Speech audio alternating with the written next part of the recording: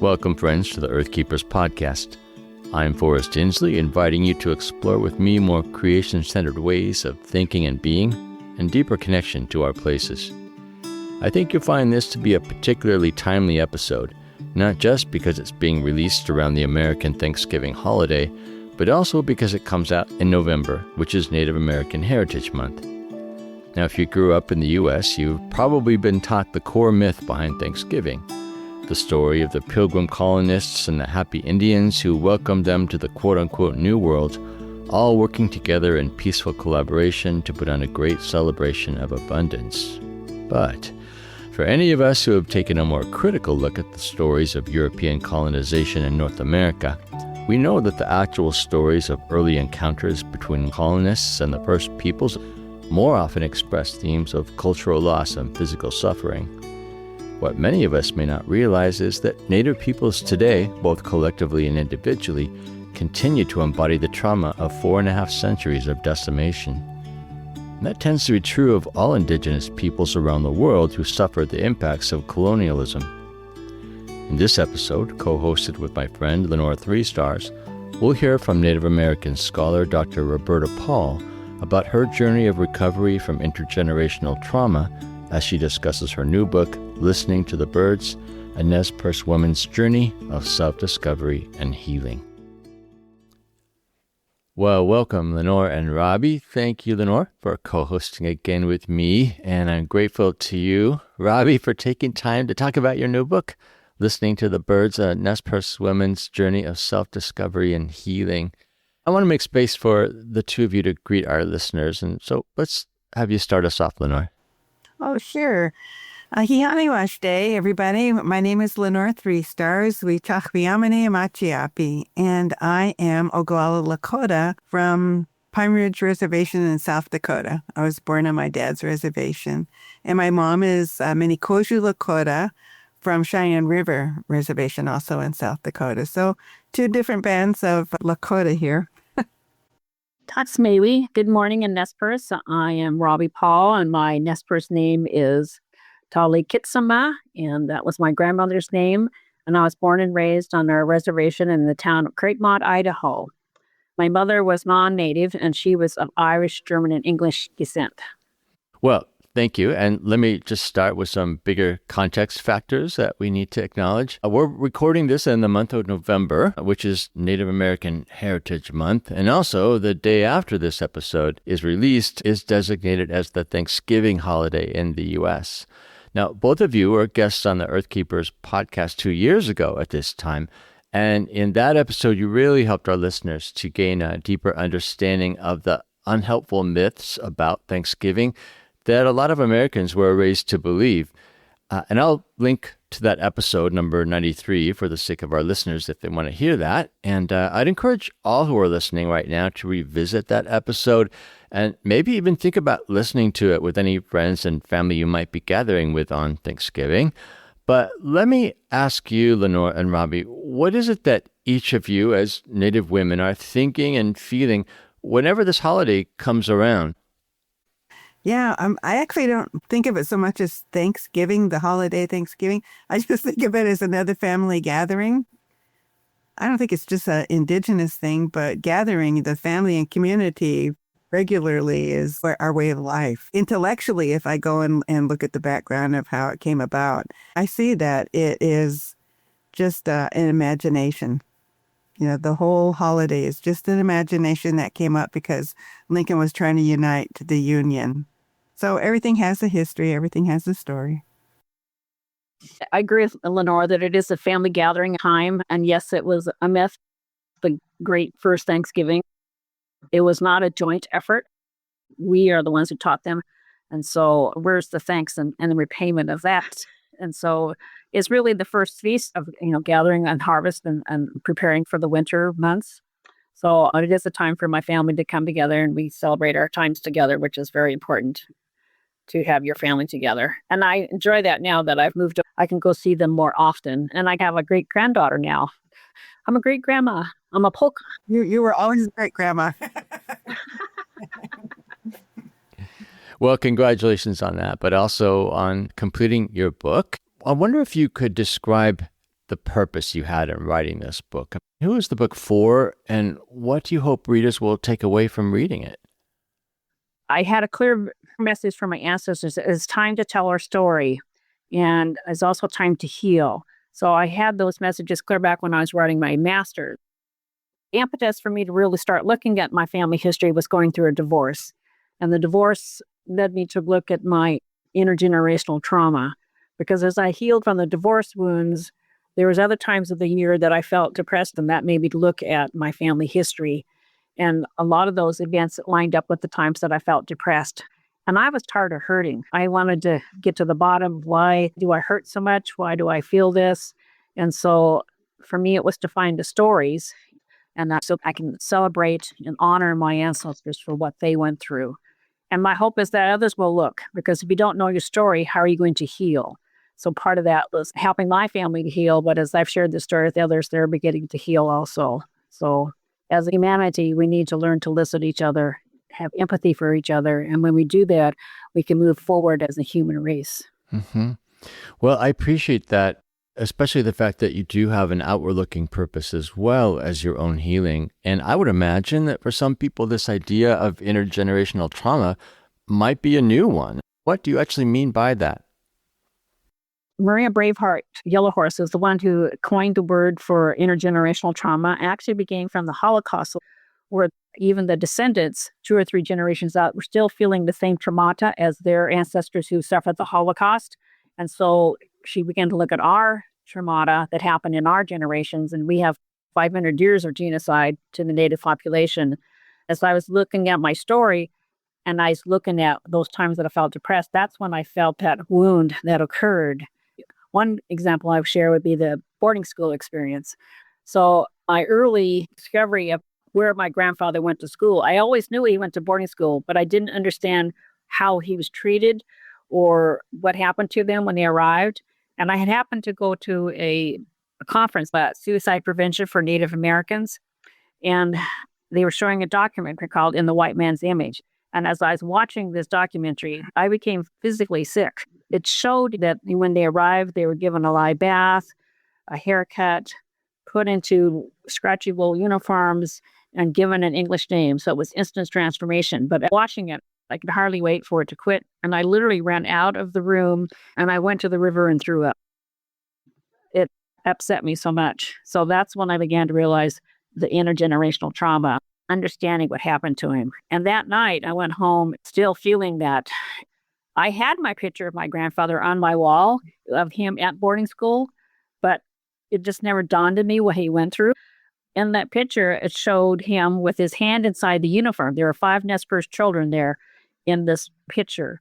And it says, "Grandfather, why do you have that hand inside that uniform?" And in that night, he came to me in a dream, and he says, "You may get the outward Indian appearance of me, but you're not going to get all of my Indianness." I firmly believe he's hanging on to a medicine bag that his mother gave him when he left the exile camp of the Nez Perce War. We were put into exile in Oklahoma. And she had to send him with love. And proof is that he still spoke Nez Perce 8 years later when he was in a boarding school where they were told not to speak their language. And he comes home and teaches all his children the Nez Perce language. So that's one example of intergenerational trauma. I'm fascinated by the way you tell this history. In the book, you're telling the history of a people, in great part the stories of the Nez Perce, but you make it clear that it's your own story as well. You're not just reflecting back on history, you're talking about the stories that made you, essentially. I wonder if you could, for our listeners, help us understand, in terms of identity, how stories shape us as individuals, as families, as whole people groups. What does history do in terms of shaping who we are today? Well, when I was going through my divorce, I was really struggling with my identity. Am I Indian or am I white? Because I am both. If I say I'm all Nez Perce, I deny my mother. If I say I'm all white, I deny my father. And my father knew I was struggling because it was a time when I knew I needed to go back to school, but I had a second grade teacher tell me I was a dumb Indian. And even though I went to college the first time, I still struggled with that dumb Indian tape. And my father says, "What is your creation story?" We went on a walk and told me different things that I needed to know. And he says, "You need to know your own story, your own cultural story. So that story really helped me. And I'm not going to go into the story itself because that takes time. You need to read it in the book. But it's the creation story of how a coyote and the monster of Kamei and how the Nez Perce came to be. But within that, Coyote is preparing himself. He's been prepared to kill all the monsters, to prepare the animals for when the human beings come. So he does slay the monster. And at the end, as he's passing out the different parts to create new nations, he comes to the part where Fox tells him, well, Coyote, you've given everything away and forgotten here. And so he says, okay, bring me some water with which to wash my hands. He washes his hands and he sprinkles blood around. And he said, Nez Perce may be small, but you'll be strong, brave, and intelligent. So I'm hearing the words brave, strong, and intelligent for the first time at the age of 40. And I'm hearing we're intelligent. Nez Perce, we're intelligent people. So I undid that tape of a dumb Indian to be we're intelligent.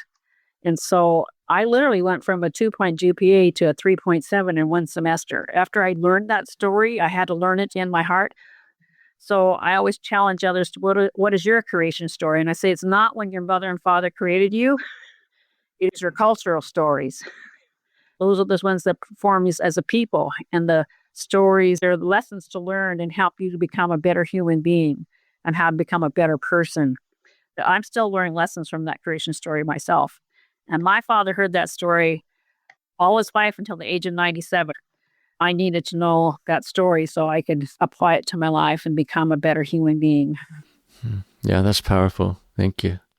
Yeah, I see that, how that played out in my own family's history. My dad, he used his GI Bill to go to college.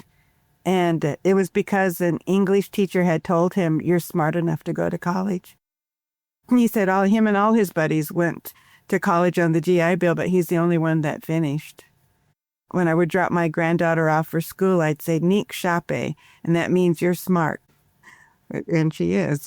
But yeah, I see how you need to have that grounding. I used to host a summer health science camp for Native students, and so many of my students still were hearing that tape, Dumb Indians. And I had students come out to me, thank you for sharing that. I now know I'm not a dumb Indian. I can change that stereotype that's been placed upon us. You put that out there. I mean, look at me. I'm saying what that English teacher did for my dad generations later. That's lit. Yeah, it does. So you wanted to help motivate people by telling them to learn their ancestral story and find their own healing path. And I've been encouraged to do that too. And that really does help. You got to know who you are. You got to know where you came from. And that's what I try to do for my grandkids. But I find that it was one thing to learn my ancestral history and another thing to tell it. I'm just like this last year starting to tell. What about you? Did you find it harder to tell it? At first, yes, because it was very harmful, very hurtful. And you can understand why sometimes the hurt that happened in that generation, they're not able to tell it because it was so hurtful. So they had to bury it. They couldn't. They had to take care of themselves. And our people went through wars, our Nez Perce War, for example. It was never spoken about, the Nez Perce War in our family. It says, I knew a war occurred, but I didn't know what happened during that war, what happened to my people at that time. When the Nez Perce War happened, my grandfather was only age 7 when it began.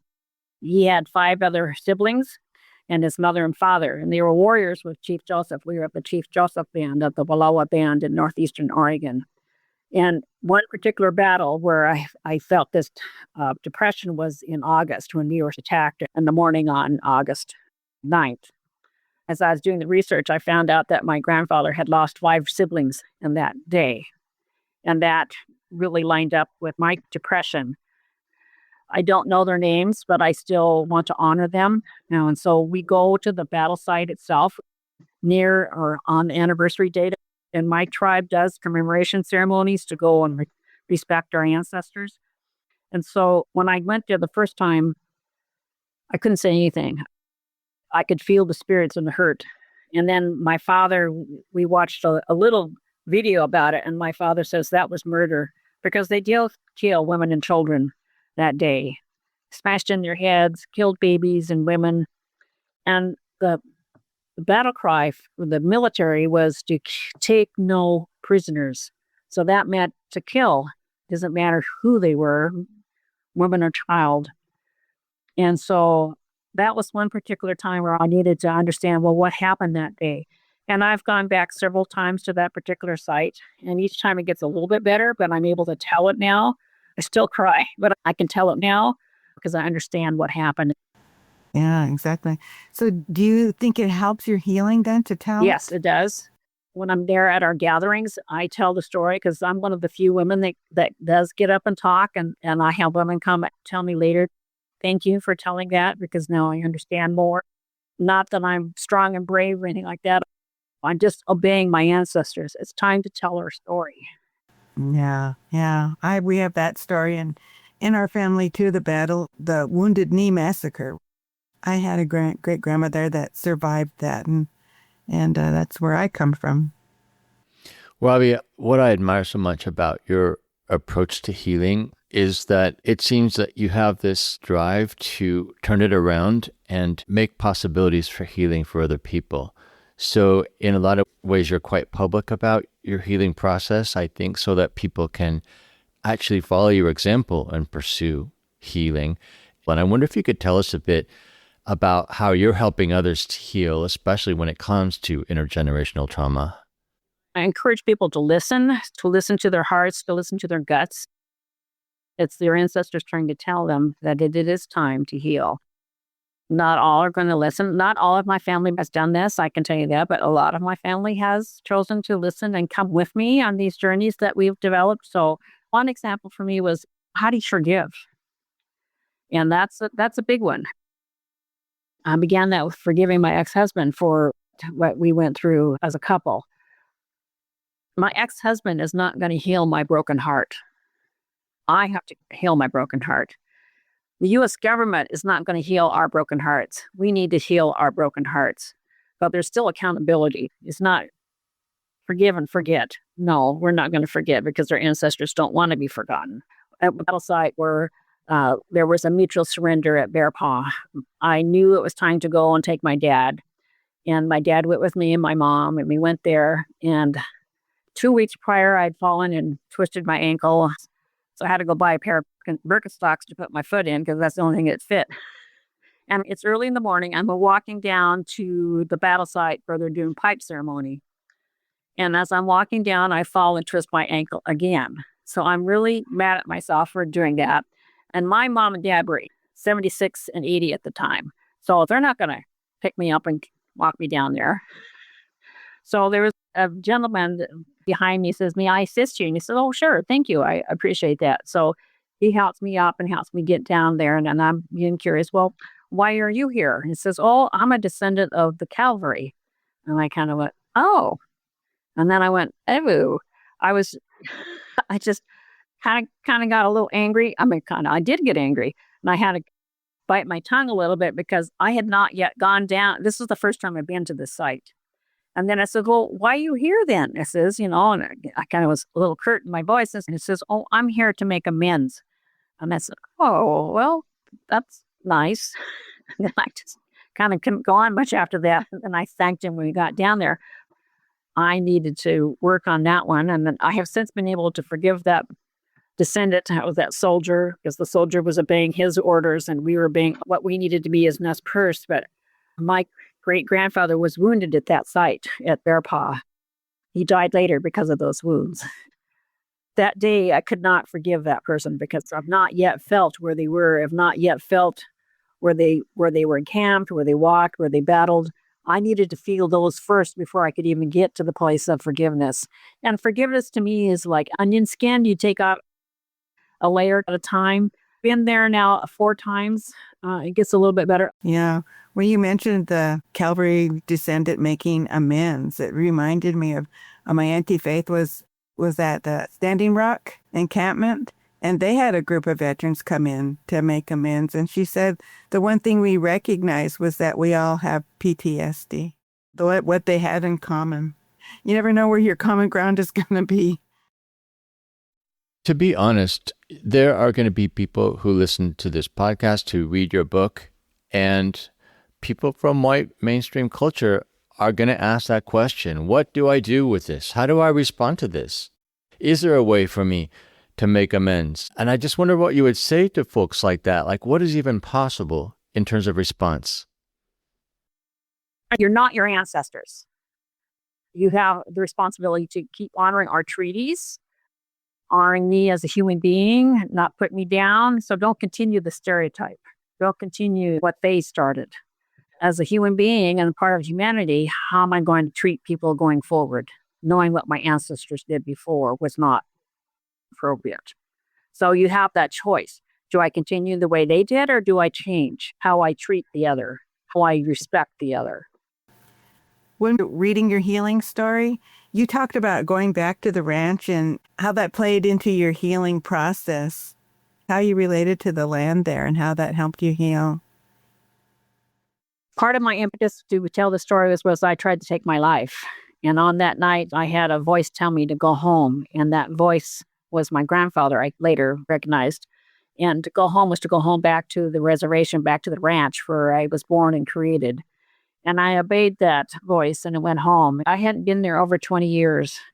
I went back in the springtime in late March. There was still snow on the ground, but I went anyway. And grandfather was there, and he says, "This is who you are. You were born here. You were created here. You need to listen here. You need to listen to the trees, listen to the water, listen to the birds. I mean, listen to everything. Listen to the crickets. I listened to the woodpecker making fun of me, learn how to laugh at myself. And, but also learn how to play again. There were chipmunks jumping all over the place and playing. So I was such in deep depression, I wasn't doing anything. I was just stuck. And that going home on that particular first journey helped me become unstuck in my depression. In the summer, when I went back again, I would lay on the ground there and just let the earth heal, because the earth does heal. I get vertigo sometimes. I will go lay on the ground, and that helps me get rid of the vertigo, because you're getting in tune with the earth. Earth is very healing if you let it. I mean, it's just, I have a tree. I hug trees a lot too. Or when I was angry, I would throw pine cones. Yeah, when I was angry at my ex-husband, I threw a lot of pine cones. Did you throw them at him or just throw them? No, it was that, when I was out in the forest, I was just, I was just, getting rid of that anger that I had towards him. I mean, the forest is out there to help you. Mm-hmm. Well, I was really struck, first of all, with your account of how you grew up on the ranch and how close to nature you were all the time. And then at the end of the book, you kind of come back to your father, Titus Paul, and talk about how he would spend time walking in nature, listening to the birds, as he put it. And that was somehow church for him. You made that point, which I thought was really fascinating. And it makes me curious, in terms of what you've inherited as legacy from him, is nature the place where you encounter spirit as it was for your father? Yes, I do. But your spirituality is with you. It's not just a place where you go. So sometimes you're not able to go to the forest. You got to have it there in your heart and your mind to help you go recall it. So for me, because I went there a lot, I can now recall it and feel it. But if I'm really hurt or something happens, I just got to go to the trees, or I got to go sit outside. I got to listen to the wind. When you mentioned hugging trees, I had a flashback of an experience I had last year. I really learned a lot from Lenore about looking at nature as kin, so that we're part of a family of creation and we want to be good relatives. So I was helping to manage the restoration of a prairie, and it was a great job, but there were really hard times in that job. And I would, every once in a while, have to go out just in my sadness and walk in the woods. And there were these 3 old fir trees that had been hit by lightning and blown by the wind, but they were there, right? They weren't going anywhere. And I just felt such strength from them. And I would go out when I needed restoration and healing and just put my forehead against one of the trees. I came to call them grandmother trees, actually, because it felt like that's what they were doing for me. It was like, it's going to be okay, right? We're with you, stay the course. You're doing what's right. So I'm thankful to you, Lenore, actually, for teaching me to see nature as kin in that way. But I know that for me, those were healing experiences to be able to walk among the trees like that. Yeah, and anybody can do that. Mm-hmm. Yeah. Yeah, yeah. When you were talking about finding your comfort and your healing on the land, it reminded me of a kinship relationship with the earth. In Lakota, we call Unchimaka, Grandmother Earth, or Inamaka, Mother Earth. So it's like receiving your comfort from your mother, or your grandmother. And I appreciated that part. Yeah. Mm-hmm. Well, Robbie, in a way, your telling of history from the perspective of a Native person seems like an act of resistance to the fact that the history of Indian-white relations is told from the perspective of the dominant culture, of the conqueror, as you put it. And several times you make that really good point that history always changes according to who's telling it. I wonder if we could look at one of those stories, one that you call the Whitman Incident of 1847, where you try to shine light on the Native American perspective of historical events that are often ignored in the historical record. Now, the reason I'm really interested in that particular story is because I grew up hearing a really different version of the story. And to your point, it was a version that was shaped by a white mainstream perspective. I'm descended from the Bewleys, who traveled by covered wagon from the Blue Ridge Mountains to settle in Oregon. And on the way, they stopped at the Whitman Mission in 1847 because two of their children, Crockett and Lorinda Bewley, had become too ill to travel. So they left the kids at the mission intending to return for them once they had settled on the western side of the Cascade Mountains in Oregon. So Crockett and Lorinda were present then when the mission was attacked by local Native groups. And in that attack, Crockett was killed, and Lorinda was taken captive by a Cayuse chief named Five Crows. Later on, as the story was told to me anyway, the town of Walla Walla raised money to, in effect, buy back Lorinda from the Cayuse people, and she was eventually reunited with her family in Oregon. Now, notably, whenever this story was told in my family, it was referred to as the Whitman Massacre. And that very reference shows you that the blame was placed on the Native people involved without attention to the circumstances that led up to the attack, and really without attention to anything that happened after Lorinda was bought back from the Cayuse. And the version of the story I grew up hearing never included a lot of details that I read in your account of the story in your book. For example, that it led to a broader war between a white militia that was formed and the Cayuse people. It wasn't until I met a guy named Les Minthorn, who's a Cayuse leader, that I realized that there was more to the story than what I had been told. And it was so eye-opening to hear his account of the story. I mean, he's descended from one of the 5 Cayuse who were executed because of this whole incident. So that was kind of the opening of my eyes to this idea that history is shaped by the conquerors. But I wonder, for our listeners, if you could maybe tell the story that includes details that typically get left out of the mainstream account of this particular conflict. So to me, it's the incident where the Cayuse were defending themselves. When Whitman came, he was going to save us, Christianize us. But in all reality, he did not. And he's actually creating the Oregon Trail path.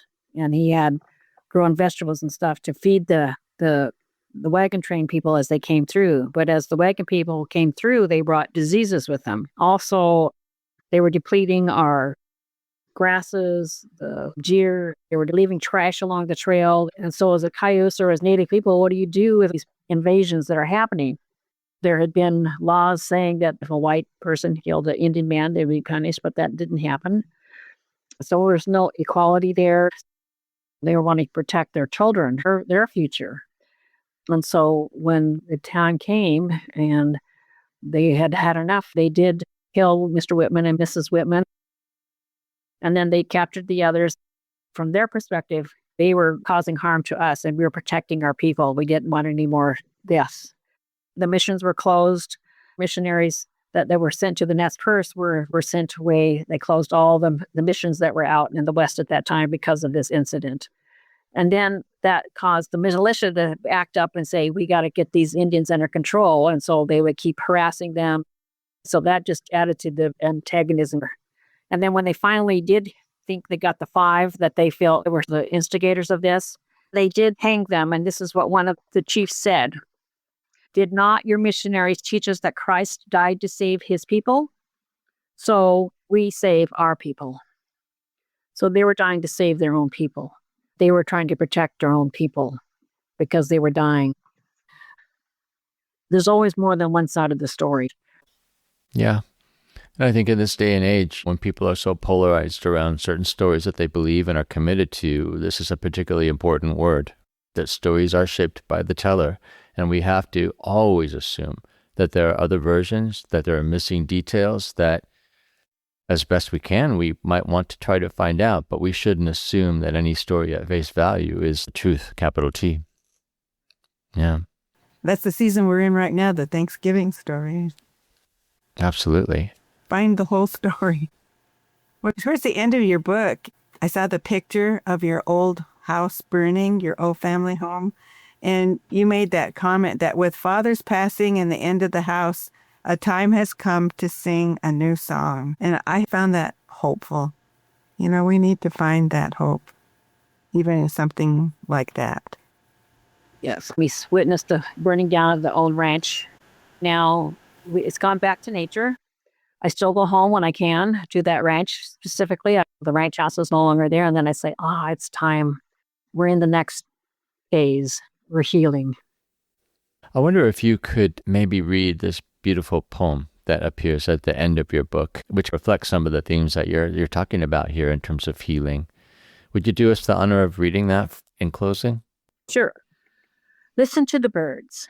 Listen, my relatives of the world, children, grandchildren, great-grandchildren. I pray for you for your continued healing. Listen to the birds that can bring guidance, like the red-tailed hawk that guided me on my first journey home to the ranch. Listen to the birds sing songs of praise for a new day. Listen to the birds that sing a song for the end of daylight. Listen to the birds for when your spirit is ready to go to the places of unhealed wounds. Listen to the birds to learn mourning songs. Listen to the birds to learn healing songs for the soul. Listen to the birds sing songs of when it will rain and songs when the rain stops. Listen to the birds to hear your ancestors guide you, to protect you, to lift your soul to the great spirit above. As the song On Eagle's Wings says, the eagle will carry my spirit to the ancestors, and I will always be with you in spirit. Gatsigaye, thank you for listening.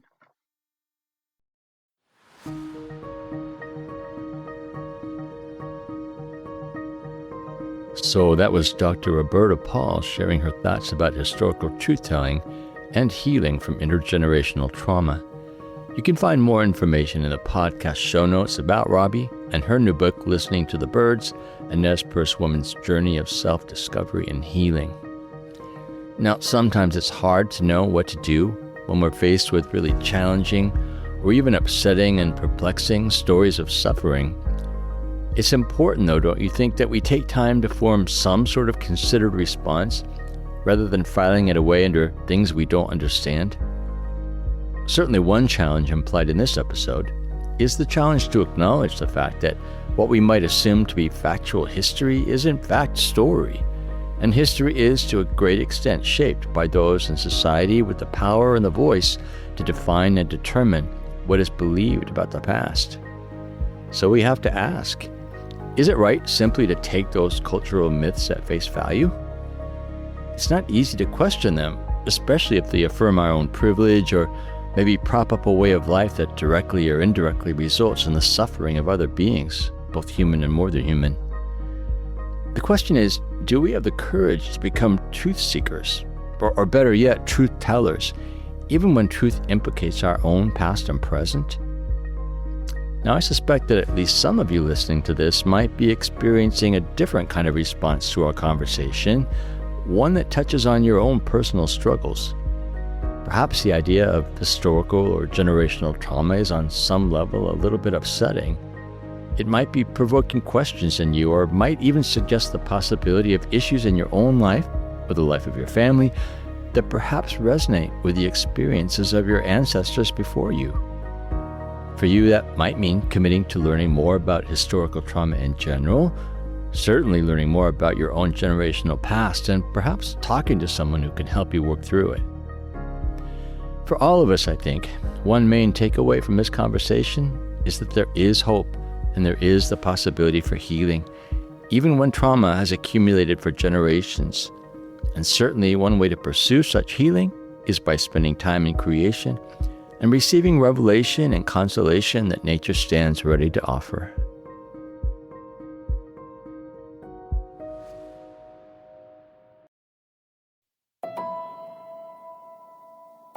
Earthkeepers Podcast is a production of Circlewood, an organization that encourages people to pursue a more ecologically conscious faith. Our executive producer is James Amadon, and our sound engineer is Dave Olfers. Jocelyn Gentry is our communications manager, and Forrest Reed and Levin Poltavsky are the composers of our original music. I am Forrest Inslee, your podcast host, and I'm really grateful for the time you spent listening to this episode. If you would, help us expand our reach by following or subscribing to this podcast on your favorite listening platform. And be sure to go to our website to sign up for a podcast newsletter. If you know someone who would benefit from hearing this podcast conversation, it would be great if you could send them a link. In any case, I hope you'll join us again for our next episode of the Earthkeepers Podcast.